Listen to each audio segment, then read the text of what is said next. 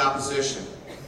He first entered public service as a 19-year-old college student when he witnessed shortcomings in the public education system and launched a successful petition drive to reform his local school board. He stood up to corruption in Union City as a witness against the political machine in a federal trial. He served as a school board member, a mayor, and a state legislator. Since 1993, he's been standing up for New Jersey families in Washington, where he's risen to become the third highest-ranking Democrat in the United States House of Representatives. After being elected to the United States Senate, Senator Menendez was soon appointed to be a member of the Senate leadership during his first term, serving as chairman of the Democratic Senatorial Campaign Committee, where he successfully retained Democrats' majority in the United States Senate. In Congress, Senator Menendez is working to make a real difference in the lives of New Jerseyans. That includes working to achieve economic security for families by creating jobs, promoting clean energy development, providing tax relief, investing in education, making health care more affordable, protecting consumers, and preserving Medicare and Social Security. Senator Menendez was sworn into the United States Senate on January 18, 2006, having been appointed by New Jersey Governor John Corzine to fill the remainder of his term. Later that year, New Jerseyans elected Senator Menendez to serve a full 6-year term as a United States Senator. After September 11, 2001, Senator Menendez earned national recognition for his leadership in reforming the country's intelligence, security, and public health systems. He was a leader in the fight to successfully implement the 9/11 Commission's recommendations, including the provision to ensure that high-risk states like New Jersey receive their full share of security funding. In his first book, Senator Menendez examines the deep influence of the Latino population in American society. He offers his unique perspective as one of only 2 Latino members of the United States Senate and lays out his vision for how the Latino community can help America prosper. I'm very pleased to introduce former American Legion Jersey Boys State Delegate and United States Senator from the great state of New Jersey, Senator Robert Menendez.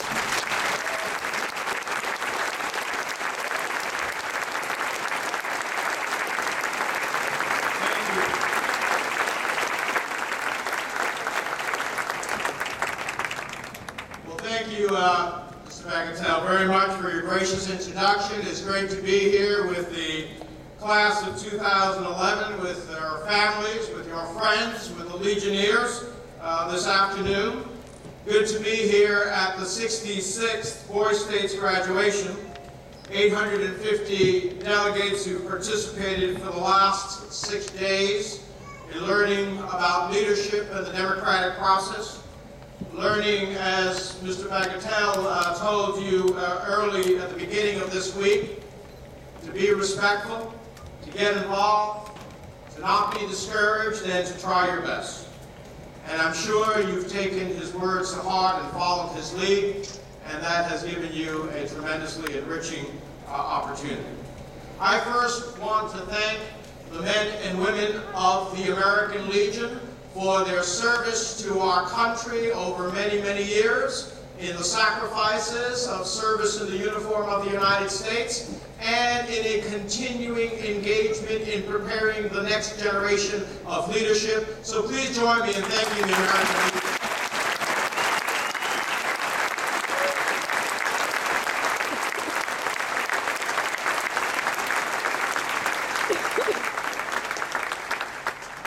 It is by their example that when I think about how we treat those who have worn the uniform of the United States of America in service to their country, that I believe that yes, we go to a Memorial Day observance, and yes, we go to a Veterans Day observance, but how we respect them is how we treat them in their health care, how we treat them in their disabilities, and how we take care of those families who ultimately, because they committed the ultimate sacrifice, are left behind. And that is a grateful nation, and that is my focus.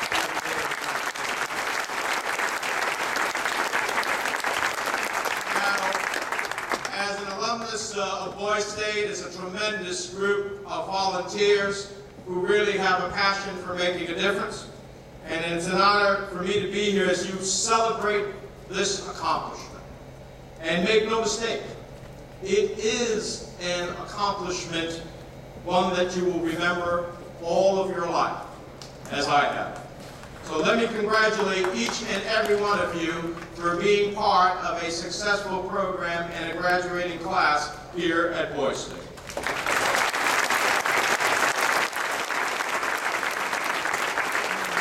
Now, I may not have wound up as one of the senators who went to Boys Nation.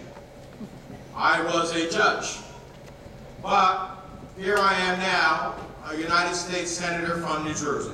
So all of you who ran for higher office and didn't get the one you wanted this time, be patient, stick to it, it will happen along the way.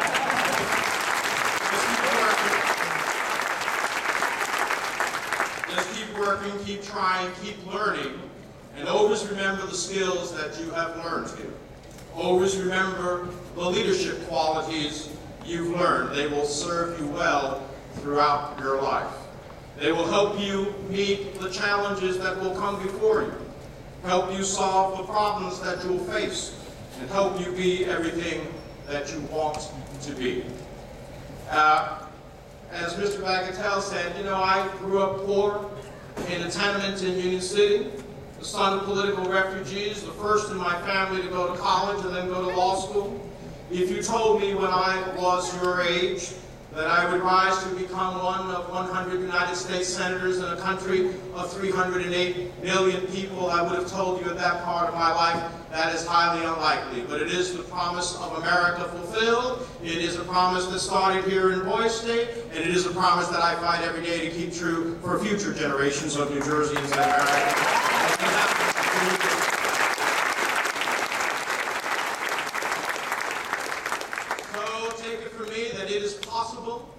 That one of you could rise one day to be the governor of New Jersey, to perhaps serve in Congress, or serve New Jersey proudly as I have in the United States Senate. In fact, I wouldn't be surprised if there is a future Supreme Court Justice, a Secretary of State, a four-star general, or perhaps a future President of the United States sitting in the audience who will lead the nation and help change the world. Remember that I told you that here today.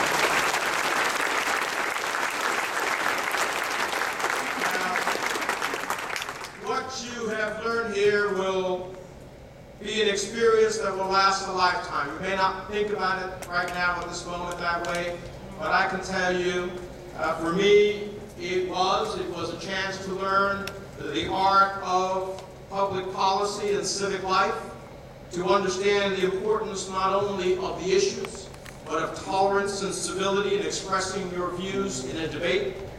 I learned the meaning of compromise and the wisdom of our founders in founding a more perfect union. Boys State was, for me, a hands-on civic lesson.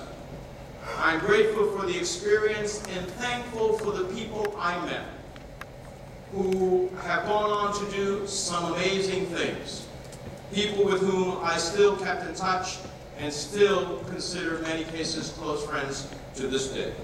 And I hope that you will do the same, to keep in touch with those who you have met here over the last 6 days. Many of them will be friends for life, because you've shared something special at Boys State, the experience of a lifetime that is instilled in you, whether you realize it or not, a close bond and qualities of leadership that will make an extraordinary difference in your lives. During these intense 6 days of college-level work, you've learned the unique idea that is American democracy and the values and ideals it represents. At a time when we hear so many shrill voices raised in anger, intolerant voices on both sides of the political spectrum, when so many Americans are skeptical of our institutions and our political process, Boys State holds a valuable lesson, and that is that good and decent government, led by good and decent men and women, unified by their common concerns and values, not divided by their differences, can help change a nation and the world. You are those leaders, and each one of you has the power to do that within you. It is just upon you to call upon yourself to use what you've learned here and use it in the days ahead. When I left Boys State, my life changed. I've often told this story here before other graduating classes, so for all of the volunteers who probably heard it, they'll excuse me, but for many of you it'll be the first time. It is an example of what I learned here going to be put to use right away. I left here as a junior, went back to my high school my senior year. I was told that I could be in the senior honors program because of my grades and participation, but I had to come up with $200 for the books in a public high school. My parents were poor, we didn't have $200 for the books, and I couldn't understand for the life of me if I had the ability and the grades and not the money, that I'd be barred from being in the honors program. So I created such a ruckus that they gave me the books, told me to shut up, and put me in the honors program.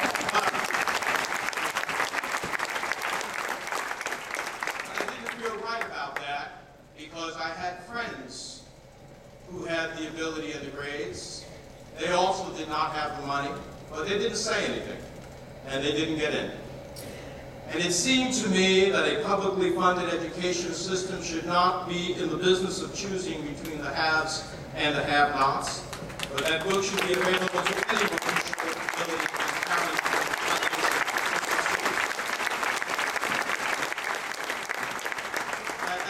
Education system should not be about picking winners and losers, but about fairness, based on merit, not money, not influence, not power. Fairness is a basic American value and a pillar of our system of justice. And so when I went on to college, I started a petition drive to change the school board from one that was appointed by a very corrupt mayor to one that was elected by the public at the age of 19. Got thousands of signatures with a group of my friends on the petition referendum, put the referendum on the ballot, passed it at 19, and then ran for the first school board elections in my hometown at the age of 20. And I ended up running because the other person chose the same term of office I was looking for against a priest, which in those days were allowed to run for public office. And I won, for which I'm still paying in church today. And that was the beginning of using what I learned here in Boys State to make a change. And so I say to you, your journey begins today. And I know it will lead to the realization of your dreams and an American promise that is fulfilled for each of you as it was for me. It is a promise that we will have to work hard to protect in these difficult economic times when working families are struggling to make ends meet, keep their jobs, their health care, and their homes. We've seen that the democratic process in dealing with these issues can be messy. And democracy is not easy. Democracy is hard in its application. We have to work at it. It demands serious people coming together and working together. It demands tolerance, civility, sometimes heated debate. And in the end, it requires consensus and compromise, none of which are easy in the midst of competing political philosophies and perspectives. There are those who fundamentally have different views than the ones you may hold, diametrically opposed to your own. But it is incumbent on all of us to work to find the middle ground. This week, you've learned about the process and the challenges that we face both as a state and a nation. You learned about the leadership skills it takes to find the common ground on issues that can help us succeed as a country. You've engaged in debate, discussed issues from the left and the right, from the far left and the far right, and every point in between. You have believed, often very passionately, in your views. You have strong views and clear ideas. And I'm sure you've seen how difficult it can be to reach consensus, because as deeply as you believe in your position and are willing to defend it with every fiber of your being, those with whom you disagree are equally willing to defend their position.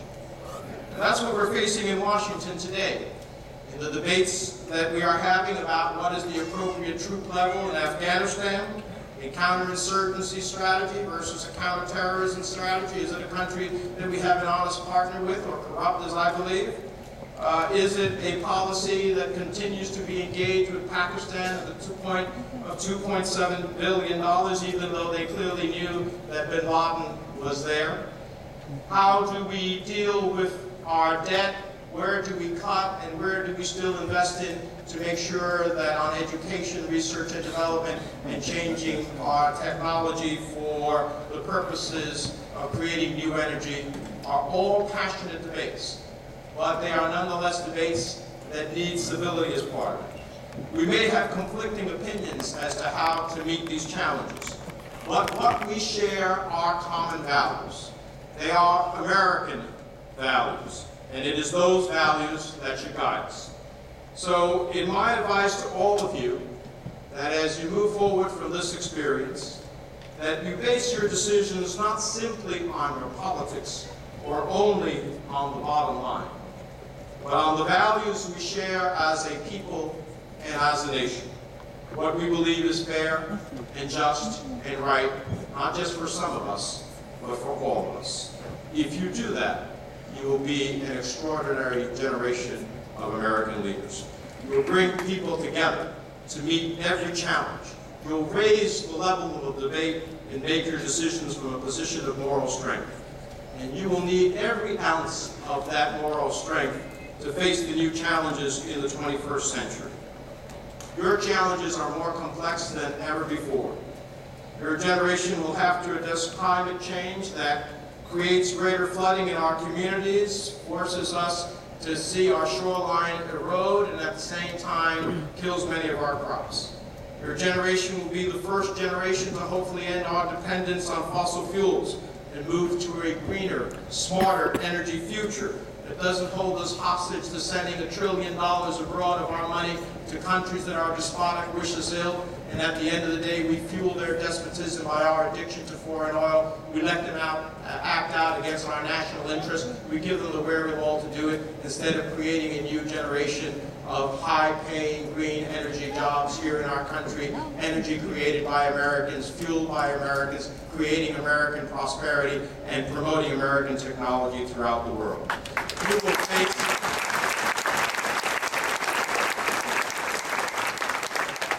face a world that at this moment in your lives, this is in my 38 years of public life, this is the most incredible change we have seen in the world in quite some time. The change that is happening in North Africa and the Arab world is a tectonic shift. It is a change that can either mean the possibilities of more democratic governments and more secular countries, or countries that are less democratic and more theocratic at the end of the day that could pose a significant threat to our security. Your generation will have to lead in that new world. And at the same time, you'll be the beneficiaries of some of the most extraordinary technologies that the digital age has provided. There will be innovations and inventions, and some of you will lead in that respect as well in the private sector, creating the next Google, creating the next Facebook, creating the next invention that will revolutionize the possibilities for our country. Your generation must harness these technologies and use them widely to keep us at the apex of the curve of innovation, to be able to make sure that there is continuing opportunities for American prosperity and leadership throughout the world. And so there are many ways to serve, and this is where I want to close on. You've learned about serving in government. But don't forget the proud veterans and the members of the American Legion who work so hard for all of us to be here, to be able to enjoy the democracy that you have been learning about. They are a testament to the honor and dignity of serving in the armed forces of the United States. Our schools are crying out for the service of dedicated teachers to be able to fulfill the God-given capacity of each and every child who comes into that classroom. The safety of our communities depend on brave police and firefighters who respond in times of emergency. Our hospitals need doctors and nurses and technicians to keep us healthy and well. Our places of worship need clergy to lift our spirits and give us hope in our darkest hours. Our cities and towns, our neighborhoods and families need citizens like you to keep the spirit of community alive in this country. the need for each of us to work together for the betterment of all of us, the possibilities for serving are endless. Robert Kennedy once said on a trip to South Africa, when South Africa was still suffering under apartheid, something that has always moved me, and that I like to quote at times like these: it is about the power of youth and the importance of service to others. He said, each time a man stands up for an ideal, or acts to improve the lot of others, or strikes out against injustice, he sends forth a tiny ripple of hope. And crossing each other from a million different centers of energy and daring, those ripples build a current that can sweep down the mightiest walls of oppression and resistance. He believed in the power of youth, as do I, and in the power of each of us to change the world we inherit for the better, no matter how small we might think our contribution is. So if you put it in your mind and your heart, each of you can be a powerful force for change.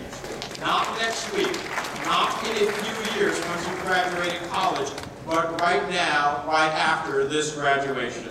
You are an exceptional group of New Jersey.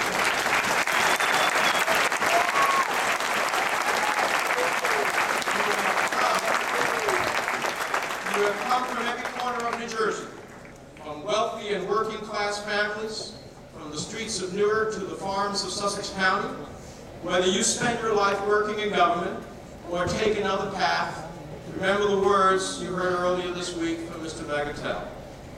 Be respectful, get involved, don't get discouraged, and give it your absolute best. If you remember that, and if you continue to listen to the battle angels that is in each of us, and reach down for the best that is in all of us, you will be extraordinary leaders of tomorrow that can lead us to peace, prosperity, and bring us a new hope for a better world. Congratulations to us in 2004.